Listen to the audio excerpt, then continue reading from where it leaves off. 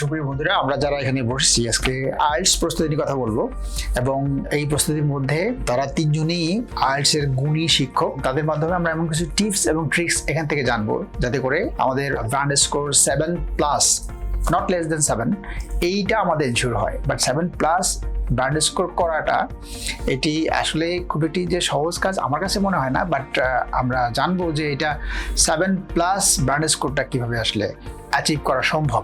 তো আমার সাথে যারা যুক্ত আছেন একটু প্রথমে একটু পরিচিত হয়ে নেই। ম্যাডাম, আপনার কাছ থেকে। Thank you very much. Assalamu alaikum everyone. Shirin Bayandijabin, and I am an IELTS instructor. I'm a certified language trainer basically. Only sir jeta bollen je getting 7+ is not easy, but I will say it's easy. And I'm going to discuss can it is. Very good. I'm Akun Banerjee. As my fellow educator already said, that 7 পাওয়াটা তেমন কঠিন না। আমরা দেখি আসলে 7 পাওয়াটা কেমন। Hello everyone, I'm Iftekhar, and যেটা স্যার বললো, পার্সোনালি আমার মনে হয় 7+ পাওয়া ইজ জাস্ট অ্যাবাউট কনসিস্টেন্সি, এবং সামনে আমরা দেখবো কিভাবে খুবই ইজিলি আপনার 7+ বা মিনিমাম 7 পেতে পারেন। ওকে, very good.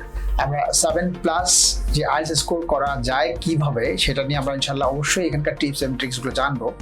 But before that আমরা এই জায়গায় আসতে পারি যে আইএলটিএস কেন দরকার হয় এবং আইএলটিএস কাদের দরকার হয়। বেসিক্যালি আইএলটিএস নিয়ে কারা আসলে চর্চা করবে, অ্যাকচুয়ালি সাহস করবে কিনা। এখানে আসলে দুটো গ্রুপ থাকবে। ফার্স্ট হচ্ছে students, because they want to study and go abroad. They will be in a native speaking country. So আমি যদি নেটিভ ইংলিশ স্পিকিং কান্ট্রিতে যাই, এটা এমন না যে আমার শুধু ইউনিভার্সিটির অ্যাডমিশনের জন্য I just need a score. It's not like that. So it will actually reflect on your lifestyle, your job as well. আমি যদি একটা ভালো স্কোর না পাই, আমার ইংলিশের কমিউনিকেশনটা যদি ওরকম না থাকে, আমি কিন্তু বাইরে গিয়ে জবটাও ভালো করতে পারবো না। That will be very difficult. So তার মানে দেখেন, একাডেমিক পারপাসে for the university and also if I want to survive going abroad. Of course না, এখানে যারা আপনি বললেন স্টুডেন্ট কথা বললেন, স্টুডেন্টদের তার মানে ওখানে অ্যাডমিশনের জন্য সেখানে ব্যান্ড স্কোরটা লাগছে। অফকোর্স ব্যান্ড স্কোর তো 6 অ্যারাউন্ড 6 হলেই তো হয়ে যাচ্ছে। মাস্টার্সের প্রোগ্রামে কিন্তু 6.5টা দেখে। And if I want to get A scholarship, তো যে 8 পেলো তাকে নিবেন না যে 6 পাইলো তাকে দিবেন স্কলারশিপটা। Very important. এটা যে যারা স্টুডেন্ট, যারা বাইরে অ্যাব্রোডে মানে স্টাডি করতে যাচ্ছে আর স্টুডেন্ট করতে যাচ্ছে, তাদের জন্য তো ব্যান্ড স্কোর দেখতেছি খুবই ইম্পর্টেন্ট ব্যাপার। তো এটা আমরা এটা জানলাম যে স্টুডেন্টের জন্য ইম্পর্টেন্ট।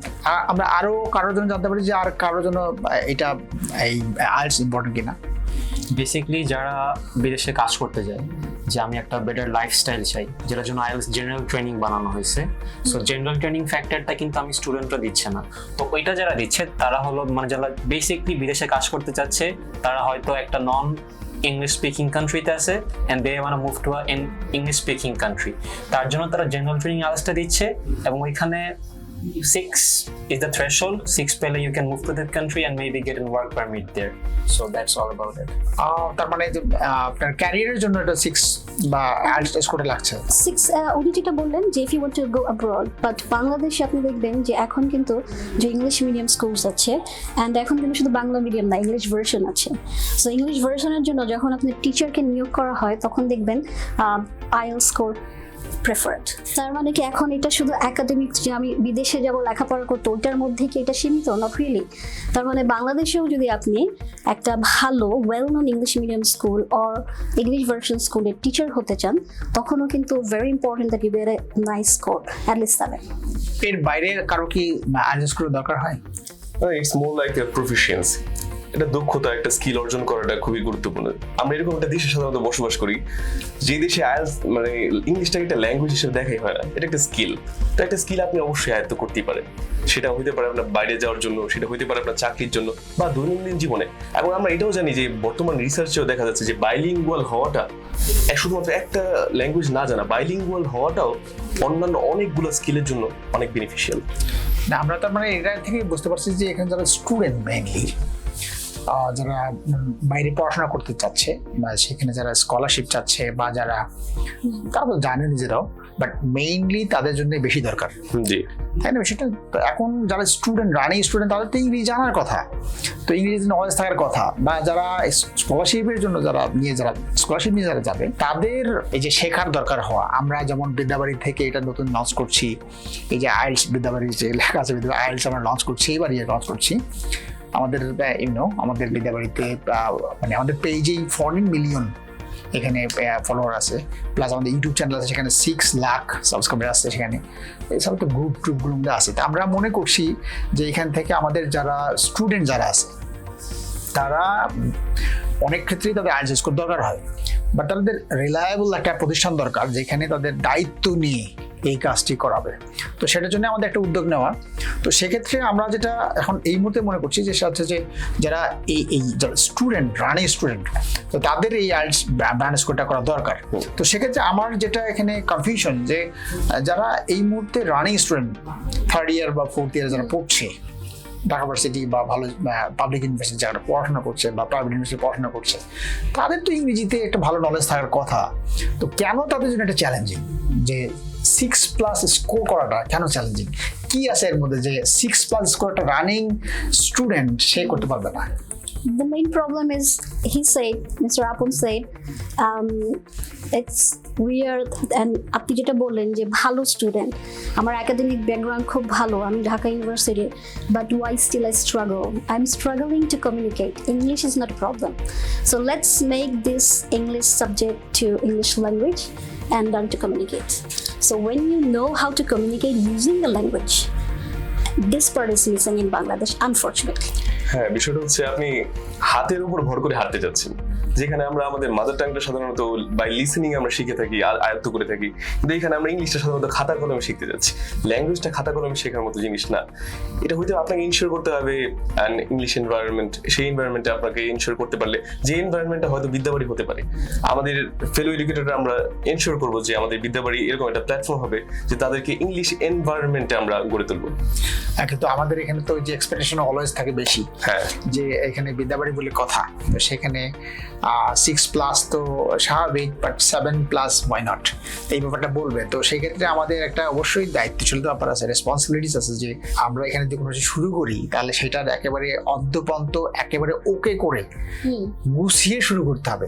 সেই গোছানোর ক্ষেত্রে আমরা কতখানি প্রস্তুত?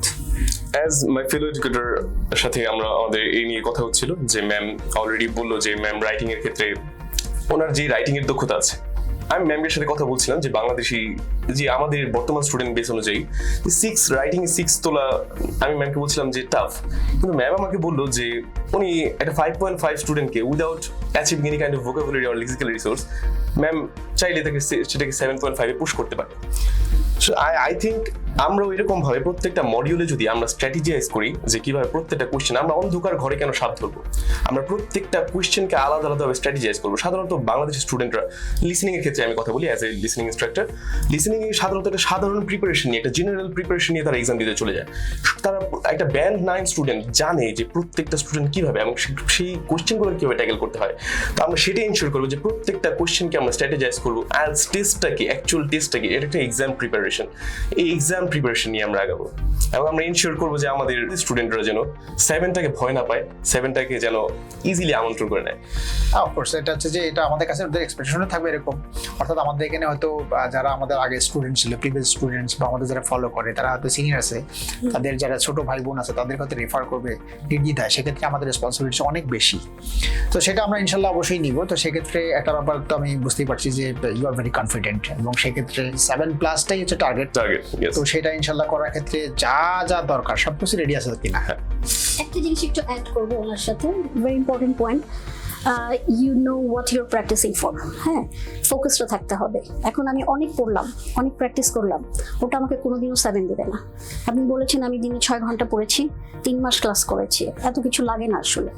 তাহলে আমাকে কি জানতে হবে? He said the strategy. Car strategy? Exam strategy. সেটা কোথা থেকে আসছে? কেমব্রিজ থেকে আসছে। সেটাকে কে সেট আপ করেছে? তার মানে এক্সামিনারের একটা মার্কিং পয়েন্ট ক্রাইটেরিয়া আছে। So you can when you actually like focus on the criteria and you know them and you actually practice accordingly, it is actually very easy to get a 7. একটু add করতে চাই, Please. একটা common কথা আমরা শুনি যে practice makes a man perfect. I think practice makes it permanent, আর good practice makes it perfect.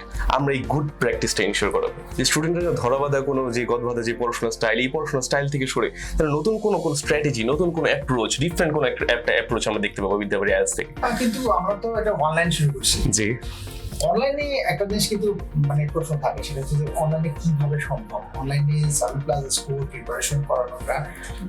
আমি 2020 থেকে এখন পর্যন্ত অনলাইনে ক্লাস নিচ্ছি। একটা বিষয় এখানে আছে, আমরা অবশ্যই ফুল আলোচনা করবো এখানে, কিন্তু একটা ব্যাপার হচ্ছে যে এখানে ফ্র্যাঙ্কলি যদি বলি, অনলাইনে প্র্যাকটিসের কিন্তু ওই সুযোগটা থাকে না। আচ্ছা, প্র্যাকটিস তো এটা আমরা কিভাবে করতে পারি? আমরা এখানে বিদ্যালয়তে কি করতে পারি, যে বা কি আয়োজন করেছি যেখানে প্র্যাকটিস থেকে শুরু করে সে 7 বছর পড়বে, প্র্যাকটিস ছাড়া কিভাবে করবে, সেটা কি করা উচিত? প্র্যাকটিসের জন্য সবচেয়ে ইম্পর্টেন্ট হচ্ছে আমরা স্ট্রাগল করি কোথায়, যে I understand but I cannot speak or I am scared to speak, তাই না? এটাই তো প্রবলেম হয়, যে আমি বুঝতে পারছি, আমি শুনি এবং আমি চেষ্টা করছি বলতে, but when I am trying to speak I am মাম্বলিং।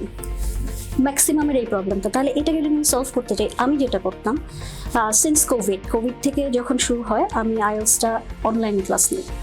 হ্যাঁ, তার মানে আমি লাস্ট 6 ইয়ার্স অনলাইনে ক্লাস নিয়ে আমার স্টুডেন্টস আলহামদুলিল্লাহ 6 ইয়ার্স শুধু অনলাইনে।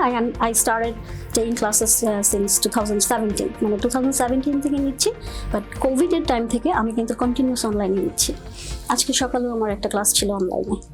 ঠিক আছে, সো আপনি যেটা বললেন অনলাইনে এটা অনেক বেশি সম্ভব। অফকোর্স, কিভাবে সম্ভব? ছোট্ট একটা হ্যাঁ, কারণ অনলাইনে আমার সিলেটের ক্যান্ডিডেট আসে, তা আমি ঢাকায় বসে সিলেটের ক্যান্ডিডেট করছি। তো অনলাইন না হলে তো ওই সিলেটের ক্যান্ডিডেটের সাথে আমার কানেকশনের কোনো পসিবিলিটি ছিল না অ্যাকচুয়ালি, তাই না? তাহলে এখন ওই সিলেটের যে ক্যান্ডিডেটটা আছে উনি কি করছেন, ওনার সাথে আমি কি প্র্যাকটিস করছি? ওনার মেইন প্রবলেমটা, মানে she is a very scholarly person, ভালো একটা চাকরি করছে গভর্নমেন্ট পজিশনে, বাট প্রবলেম হচ্ছে আমাকে বলছে যে আপু কথা বলতে গেলে সব তো প্রবলেম হয়ে যায়। তাহলে আমি তাকে তার সাথে আমার স্ট্র্যাটেজি কি? আমি তাকে অনেক বেশি স্পিকিং সেশন দিয়েছি, অনেক বেশি স্পিকিং সেশন দিয়েছি, এবং আমি আমার সাথে করার পরে তাকে দিয়ে দিলাম, আমি বললাম যে আপনি ক্যামেরা বন্ধ রাখেন, দরকার নেই বলার, and if you want you can change your name as well. কারণ অনেকে তাদের আইডেন্টিটিটা ডিসক্লোজ করতে চায় না যখন আপনি আসেন, যারা একটু হাই র্যাঙ্ক, হ্যাঁ অনেকে চায় না, হ্যাঁ শাই ফিল করে। তো আপনি you don't have to turn on the camera, you change your name or you put any icon, doesn't matter. আমি আমার অন্য যে স্টুডেন্ট যারা আছে তাদের সাথে ওনাকে দিলাম, let's have a speaking club, you decide the topic, you talk. Speaking club তো আমরা এখান থেকে অনলাইনেই তো শুনি। Very much. সো এটা আপনি যেটা বলতেছেন, তার মানে অনলাইনে আরো ভালো করে শুনি, আর তো টাইম স্পেন্ড হবে না, যে টাইম ওয়েস্ট হবে না, তাতে যে সময় নষ্ট হওয়া, একসাথে এতগুলো ভালো ইনস্ট্রাক্টর পাওয়া, তো তার একটা জায়গায় গেলে হয়তো পাবে না, একজনকে পাবে না, দুজনকে পাবে, এক্স্যাক্টলি 3-4 জনের যে ভালো ইনস্ট্রাক্টর একসাথে পাওয়া, এটা অনলাইনে আছে। সেক্ষেত্রে আমরা ধরতে পারি যে এটা অনলাইনে অনেক কিছু সম্ভব। অনলাইনে এই আইএলটিএস স্কোরটা 7+ করা সম্ভব, যেভাবে আমরা শুনলাম আর কি। এইখানে একটা জিনিস আমি বলতে যে আইএলটিএস তো 4টা মডিউল আছে, স্পিকিং, রাইটিং, রিডিং, লিসেনিং। তো আমি 4টা মডিউলের কথা একটু পরে আসছি। আমার একটা ব্যাপার প্রথম মাথায় আসছে, যারা এখন সেকেন্ড ইয়ারের পরে বা যারা থার্ড ইয়ারের পরে রাইট নাও, এদের অনেকেই কিন্তু আইএলটিএস যে এক্সাম যে প্রক্রিয়াটা আছে, কিভাবে স্কোর করে বা স্কোরটা, এটা আমরা বুঝলাম প্রিপারেশন ব্যাপার, যে 7+ কিভাবে করতে হবে, এর বেশ কিছু টিপস অ্যান্ড ট্রিক্স, এটা আমরা একটু পরে জানবো। এই ব্যাপারটা না জানলাম, কিন্তু এই টোটাল যে ব্রানেস করে যে এক্সাম ফেস করার বিষয়টা যারা থাকে, মানে একদম শুরু থেকে আসলে শেষ পর্যন্ত আইএলটিএসের ফ্যাক্টটা কি, কিভাবে একটা নতুন মানুষ বা নতুন স্টুডেন্ট সে আইএলটিএস নিয়ে নিজেকে গ্রুমিং করতে পারে, ম্যাডাম যদি একটু বলতেন যে এইটার ক্ষেত্রে শুরু থেকে শেষ পর্যন্ত খুব শর্ট করে। শুরুটা হলো যে everyday I will wake up and try to speak in English, I will try to read something article, and then of course I will try to improve my writing. That is actually the starting. And if you want to say that why do I have to do this, IELTS strategy আমি যখন শিখবো, এটা কি একটা exam preparation, exam প্রিপারেশনের আগে আমি কি কথা বলতে পারি? আমি কি রিডিং পড়ে বুঝতে পারি? Like for example, reading a সব সময় স্টুডেন্ট স্ট্রাগল করে কোথায়? একাডেমিক যারা 3টা প্যাসেজ থাকে, 2750 ওয়ার্ডস থাকে উইদাউট দ্য কোয়েশ্চেন। একদম আপনি স্পেসিফিক বলতে বললেন, আমি স্পেসিফিক বলছি। আপনি 1 ঘন্টায় যারা স্টুডেন্ট 3rd ইয়ার 2nd ইয়ার, তারা 1 ঘন্টা বসে 2750 ওয়ার্ডস পড়া শেষ করতে পারবে না। তাহলে লেটস স্টার্ট ইট নাও। তাহলে আমার এখন আমি 1 ঘন্টা 10 মিনিট লাগে, 1.5 ঘন্টা লাগে, আস্তে আস্তে আস্তে আস্তে আমি বুঝতেছি। And then you adopt the strategy. আমি যদি এখন কিছু না জেনে স্ট্র্যাটেজি অ্যাডাপ্ট করা শিখি, এটা কিন্তু প্রচন্ড একটা রং অ্যাপ্রোচ। আমি অ্যাকচুয়ালি আমি বলতে চাচ্ছি, যেমন এক্সাম প্রসিডিউরসটা, আইএলটিএস এর এক্সাম প্রসিডিউরস অনেকে জানে না যে এটা কোথায় পরীক্ষা দিতে হয়, বা এটা মানে ফিতে শুরু করে স্টার্টিং থেকে এক্সাম প্রসিডিউর যেটা আছে সেখানে স্কোর তো হলো, স্কোর হওয়া পর্যন্ত স্কোরটা কতদিন ভ্যালিড থাকে, হ্যাঁ, তো সেই বিষয়টা নিয়ে শর্ট করে একটু বলা যায় কিনা, যদি আমরা স্যারের কাছে চলে আসি। আমার কাছে মনে হয় যে মানে এক্সামের যে প্রসিজারটা, তো ফার্স্টেও একটা স্টুডেন্টকে বোঝা লাগবে যে এই এক্সামটা আমি কোথায় দিব, আমি কেন দিব। যখন বুঝছে কেন দিব, তারপর তো প্রিপারেশন নাও স্টার্ট করবে। তখন ওর 2টা অপশন থাকে, হয় ও আইডিপিতে দিবে অথবা ব্রিটিশ কাউন্সিলের সাথে দিবে। আইডিপি আর ব্রিটিশ কাউন্সিল বাংলাদেশে অনেকগুলো কোচিং সেন্টারের সাথে ওরা অ্যাডেড আছে, পার্টনারশিপে আছে, তো এখানে ওরা কি রেজিস্ট্রেশন করবে। আর কারেন্টলি মনে হয় কম্পিউটার বেসড হয়ে গেছে, যেহেতু সবগুলো টেস্ট আগে পেপার বেসড ছিল, এখন এক্সামের যে প্রাইস চলতেছে ওই প্রাইস অনুযায়ী রেজিস্টার করবে। এবং ব্রিটিশ কাউন্সিলের সাথে দিলে কিছু সুযোগ সুবিধা বেশি পাওয়া যায়, যেটা পার্সোনালি পাইছি, আইডিপিতে পাই নাই। আমার personal preference British council, but এই তো এটাই প্রসেস। ওকে, এরপরে কি এটা যখন এক্সাম দেওয়া হয় তখন কারো স্কোর হয়ে যায়, স্কোর হওয়ার পর এটা ভ্যালিড থাকে কতদিন? 2 ইয়ার্স থাকে। 2 ইয়ার্সের মধ্যে তাকে এটা তার সেটেল হতে হবে।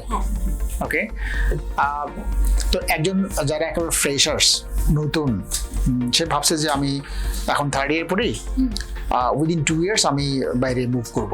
তার মানে তার এখন, অর্থাৎ যারা অনার্স 3rd ইয়ারে পড়ে, এরপরে যারা স্টাডি শেষ করে বাইরে যারা স্কলারশিপ নিতে যাচ্ছে বা বাইরে পড়াশোনা করতে যাচ্ছে, যাদের স্কোরটা দরকার, তার মানে অনার্স 3rd ইয়ার থেকেই সেটা শুরু করে দেবে। প্রিপারেশন নিতেও তার 6 মান্থ তো 8 মান্থস এটা লাগতে পারে, 6 মান্থস লাগতে পারে। তার মানে 3rd ইয়ারটা হচ্ছে পারফেক্ট টাইম। ইভেন সে 2nd ইয়ার থাকতেও কিন্তু এটা প্রিপারেশন নিতে পারে, রাইট? তো সেই ক্ষেত্রে একজন 2nd ইয়ার বা 3rd ইয়ারের যে স্টুডেন্ট আছে, তার তো অনেক পড়াশোনা থাকে, পড়াশোনার ফাঁকে ফাঁকে এটা করতে হবে। তো সেই ক্ষেত্রে কোন পার্ট সব থেকে ডিফিকাল্ট, আর কোন পার্টের থেকে সে শুরু করতে পারে? ডিফিকাল্ট বলবো না, বাট এখানে আবার ডিপেন্ড করে, ক্যান্ডিডেট টু ক্যান্ডিডেট ডিপেন্ড করে কোনটা দিয়ে শুরু করবে সে। আমার মনে হয় listening and speaking. Listening and speaking দিয়ে শুরু করবে। স্পিকিং করে তার এমনিতেই সবসময় প্র্যাকটিস করতে হবে, পরে কাজে লাগবে। হ্যাঁ, আর লিসেনিংটা যখন আপনি শুনবেন, দুটো একসাথে কাজ করে। যখন I am listening to a native speaker, আমার প্রনাউন্সিয়েশন গুলো কারেক্ট হয়ে যায়, তারপর আমি ওখান থেকে নতুন ভোকাবুলারি পাই, যেটা আমি স্পিকিং আবার ইউজ করতে পারি। সো এই জন্য আপনাকে একসাথে যদি, আমরা সবসময় সাজেস্ট করি স্পিকিং এন্ড লিসেনিংটাকে পাশাপাশি করা। এখানে আমি একটু ছোট্ট করে টিপস দিতে চাই। যদি আমার 2 বছর থাকে, তাহলে সবার আগে যেটা ইনশিওর করতে হবে, যেটা আমি আগেও বললাম, যে এতবার বললাম, যে ইংলিশ এনভায়রনমেন্ট হইতে পারে। আমি আমার বিনোদন এন্টারটেইনমেন্টের জনরাটা আছে, আমি যেটা নিয়ে এন্টারটেইনমেন্ট পাই, সেই এন্টারটেইনমেন্টটাকে আমি পুরোপুরি ইংলিশে কনভার্ট করে ফেলবো। Like I can watch movies, I can watch any kind of TV series. ওইখানে আমি নেটিভ স্পিকারদের শুনলে আমার শোনার যে সেটা ফিল আপ হলে, তাহলে আমার জন্য সেটা বেশি কার্যকর হবে পরবর্তীতে।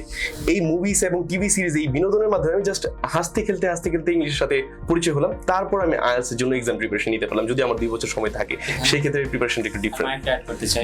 সো উনি যেটা বললো আপন ভাই, মুভিজ, টিভি সিরিজ, এটা আমি যদি কাউকে বলি তো তারা বলে যে স্যার আমি এটা কেন দেখবো, তার থেকে ভালো আমি একটা বই পড়ি। বাট পার্সোনালি আমাকে অনেকে জিজ্ঞাসা করে যে ভাই আপনি ইংলিশ কিভাবে শিখছেন, how did you learn this language? আমি বলি ভাই I didn't do anything, I just watch a lots of movies and lots of series. তারা বলে ভাই এটা সম্ভব, আসলেই সম্ভব। কজ আপনি যখন একটা ইংলিশ এনভায়রনমেন্টে নিজেকে অ্যাবজর্ব করে ফেলবেন, আপনার চারিপাশে সবকিছু ইংলিশে হবে, আপনার তো ইংলিশ শোনা, ইংলিশ পড়া, ইংলিশ দেখা বাদে আপনার কোনো অপশন নেই। জন্মের পর তো আমরা বাংলা এভাবেই শিখছি, বই পড়ে তো শিখছি। সো কেন ইংলিশ শিখতে পারবো না? Of course it's gonna take some time, একটু সময় লাগবে, বাট ওই ধৈর্যটা আমাদের ধরা লাগবে। সো মুভিজ, টিভি সিরিজ যখন আপনি দেখবেন, শুনবেন, এটা যে আপনার সাবকনশিয়াস মাইন্ডে আপনি ইংলিশ ঢুকে যাবে, জাস্ট কোনো স্ট্রাকচারস পড়া লাগতেছে না। এই জন্য আমি এটা অনেক বেশি সাপোর্ট। আমি এখানে একটা জাস্ট অ্যাড করে দিই, আমার মনে হয় যে এটা খুব হেল্পফুল হবে সবার জন্য। সেটা হচ্ছে যে স্পিকিং প্র্যাকটিসের জন্য ভেরি পারফেক্ট রাইট নাও হচ্ছে এআই। চ্যাট জিপিটি দিয়ে বা এআই দিয়ে সে যদি কথা বলে, আমরা যে এই কাজটা অনায়াসে করা যায় সেটা হচ্ছে যে প্রতিদিনের প্র্যাকটিস এটা করা যেতে পারে, যে চ্যাট জিপিটি দিয়ে এআই দিয়ে আর কি নিয়মিত প্র্যাকটিস করা যাবে এবং যখন খুশি তখন প্র্যাকটিস করা যাবে, যা ইচ্ছা তাই ওকে বলা যাবে, সেটাই ইংরেজিতে বলবে। আমার যে পারফেক্ট একটা সলিউশন হতে পারে এআই এর যে প্র্যাকটিস যে ব্যাপারটা সেটা সে করতে পারে। বাট এই ক্ষেত্রে একটা জিনিস হচ্ছে যে যদি শুনে যাচ্ছি বাট বলতে পারছি না এইরকম বা গ্রামাটিক্যাল মিস্টেক থাকে বা অনেক মানে সবচেয়ে ভয় থাকে যে আমি যা বলতেছি আসলে কারেক্ট হচ্ছে কি, এই যে ভয়গুলো থাকে, এর জন্য আমার মনে হয় যে ট্রেন তো একবার স্টার্ট করলে ভালো চলে, ট্রেনের যে স্টার্টিং যে পয়েন্টটা আছে সেটা তো অবশ্যই ড্রাইভার লাগে।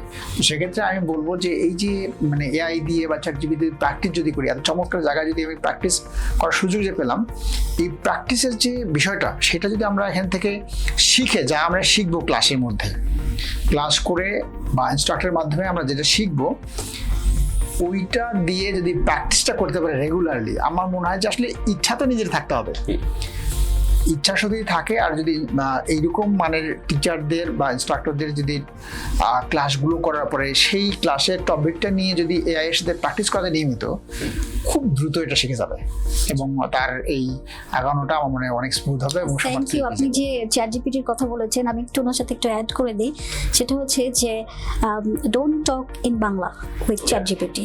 হ্যাঁ, start speaking in English with chat GPT and then ask chat gpt যে can you please correct my grammar, rather than saying can you please correct my grammar, you can give an instruction like how can I say the same thing in a very advanced way.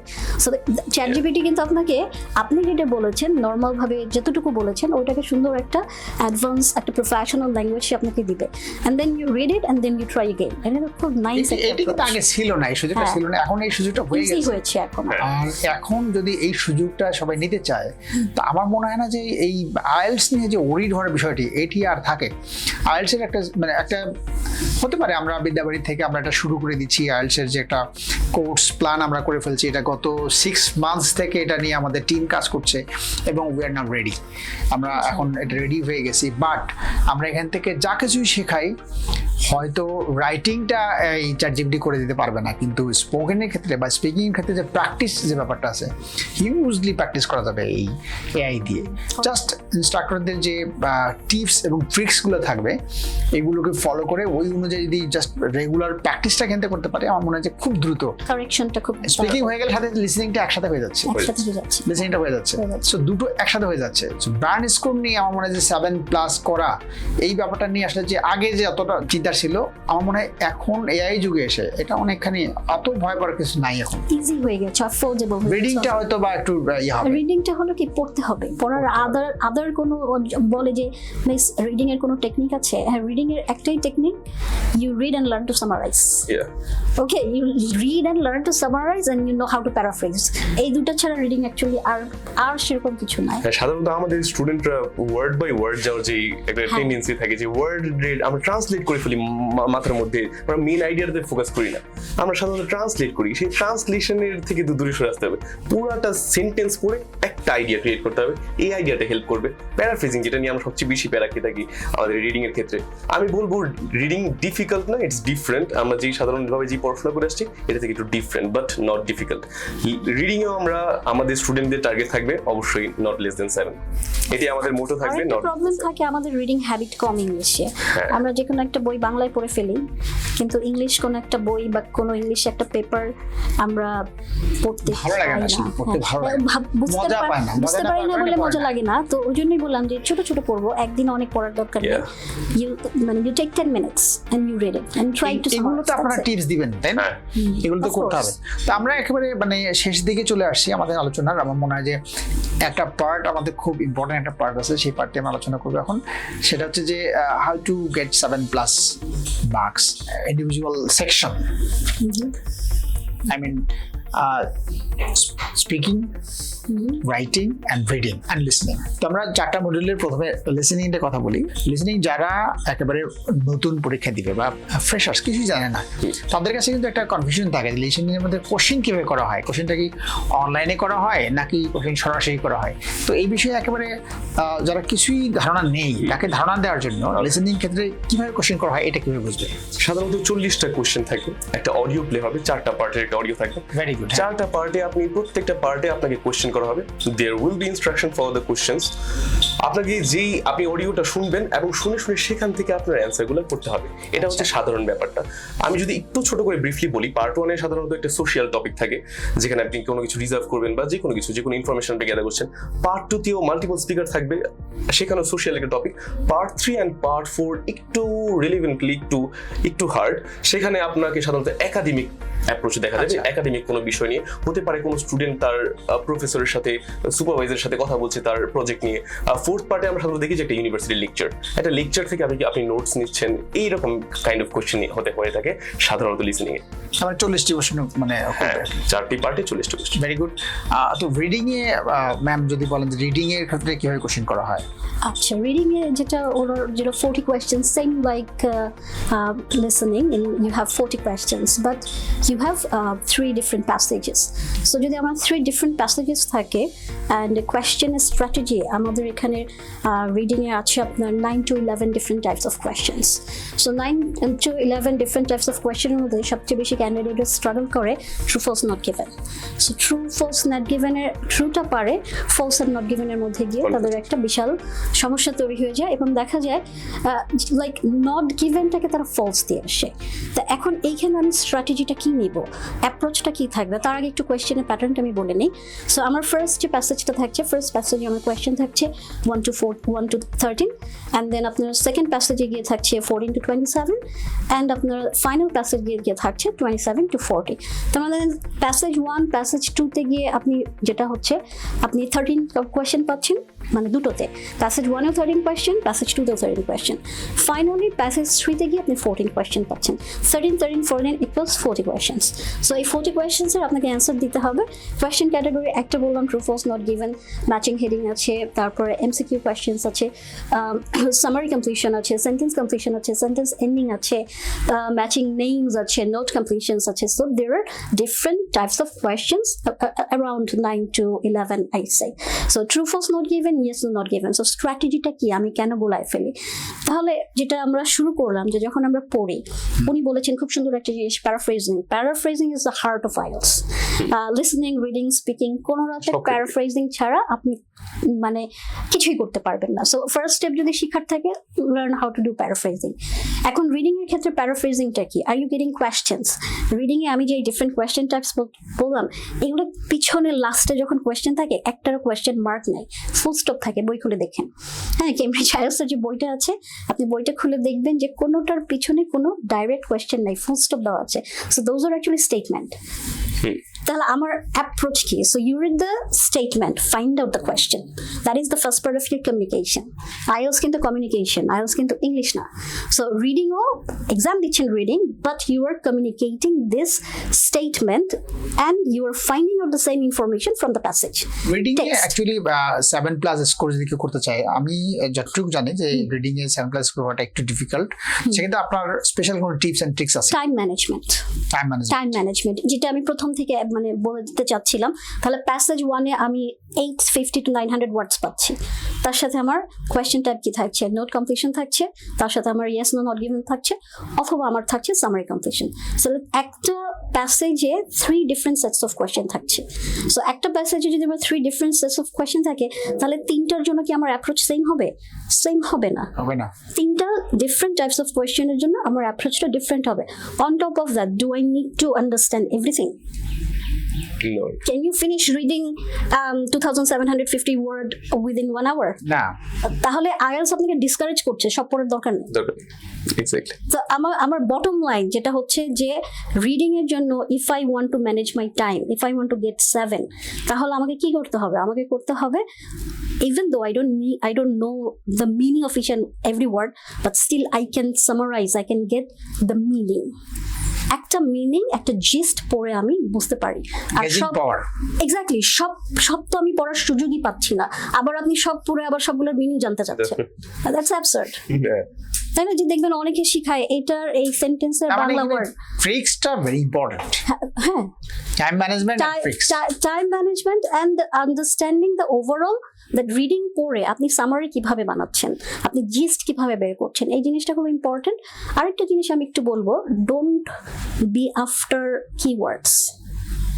ইউটিউবে অনেক video আছে, অনেকে শেখায় keyword. হ্যাঁ, keywords আর trap.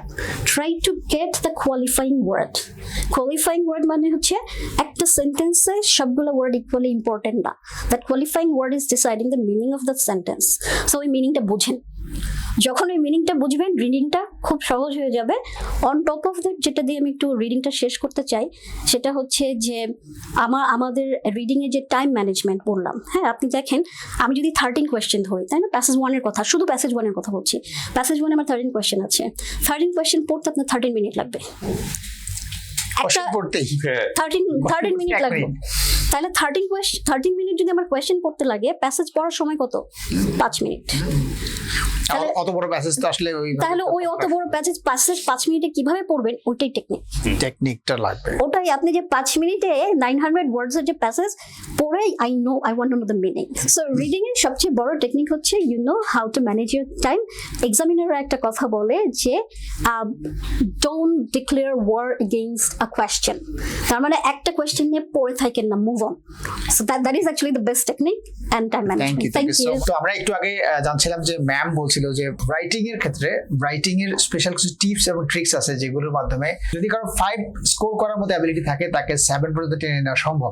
তো আমরা আপনার কাছে আসছি যে এইখান থেকে রাইটিং এর মধ্যে কোনো স্পেশাল কোনো টিপস এন্ড ট্রিক্স আছে কিনা, যাতে করে এরকম যে 5 যদি কারো অ্যাবিলিটি থাকে, পাওয়ার অ্যাবিলিটি থাকে, সেটাকে 7 পর্যন্ত নিয়ে দেওয়া যায়। Writing A first of all আমার যেটা করতে হবে, একদম ফার্স্ট রুল হলো টাস্ক 1 এর আগে টাস্ক 2 অ্যান্সার করবেন। এটা হলো আমার ফার্স্ট স্টেপ। এবং সেকেন্ড টিপ হলো, এক্সামিনার ওখানে বসে আছে, এক্সামিনার টাকা কামাচ্ছে আপনার এসে দেখে, আপনার পড়া দেখাই তার কাজ। সো এক্সামিনারকে ইমপ্রেস করব, এমন কিছু ওয়ার্ডস ইউজ করব যেটা আসলে যাচ্ছে না, ওইটা করা যাবে না। এবং আরেকটা মিস্টেক যেটা সবাই করে, তারা অনেক হাই লেভেল ভোকাবুলারি ইউজ করতে চায়, বাট আলটিমেটলি তারা কলোকেশন এই জিনিসটা বুঝে না।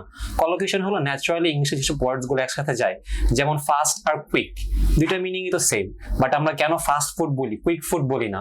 বিকজ নেটিভ স্পিকাররা ফাস্ট ফুড বলে অভ্যস্ত। সো দেখা যাচ্ছে আমি খুবই হাই লেভেল একটা সিনোনিম শিখতেছি, বাট আলটিমেটলি ওই সিনোনিমটা ওই ওয়ার্ডের সাথে কলোকেট করতেছে না। সো এটা করা যাবে না, কলোকেশন শিখতে হবে। এবং খুবই হাই লেভেল ওয়ার্ডস ইউজ করার দরকার নেই, জাস্ট সিম্পলি আপনি যত সিম্পল রাখবেন এক্সামিনার বুঝতে তত ইজিয়ার হবে।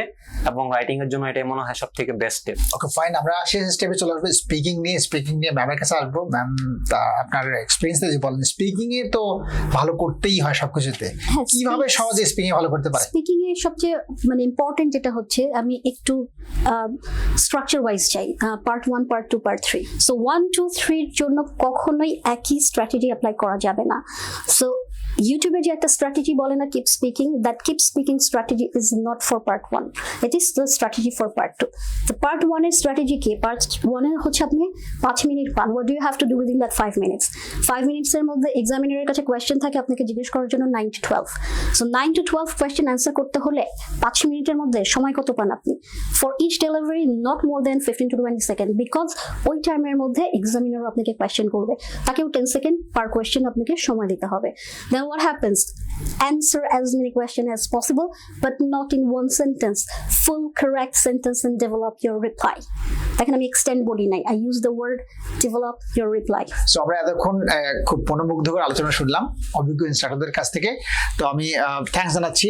Thanks ma'am, thanks sir. ইনশাল্লাহ আমরা আশা করছি যে আমাদের যে যারা স্টুডেন্ট যারা থাকবে, এই যে আমাদের আইএলটিএস কোর্সে যারা করবে, তারা অফকোর্স আমাদের এখান থেকে বেনিফিট হবে। আমরা বিদ্যাবাড়ির পক্ষ থেকে এই আইএলটিএস এর যে একটা নতুন প্রোগ্রামটি শুরু করে দিয়েছি অলরেডি, এবং আমাদের কাছে যেহেতু প্রত্যাশাটা সবার অনেক বেশি, আমরা চেষ্টা করব এই প্রত্যাশা অনুযায়ী এখান থেকে মানসম্পন্ন এবং সবাইকে সন্তুষ্ট করার মতো একটা প্রোগ্রাম এখান থেকে আমরা শেষ করতে পারি। আশা করছি আমরা এখান থেকে একটা টিম ওয়ার্কের মাধ্যমে একটা ভালো কিছু আপনাদের দিতে পারবো এবং এখান থেকে উপকৃত হবেন।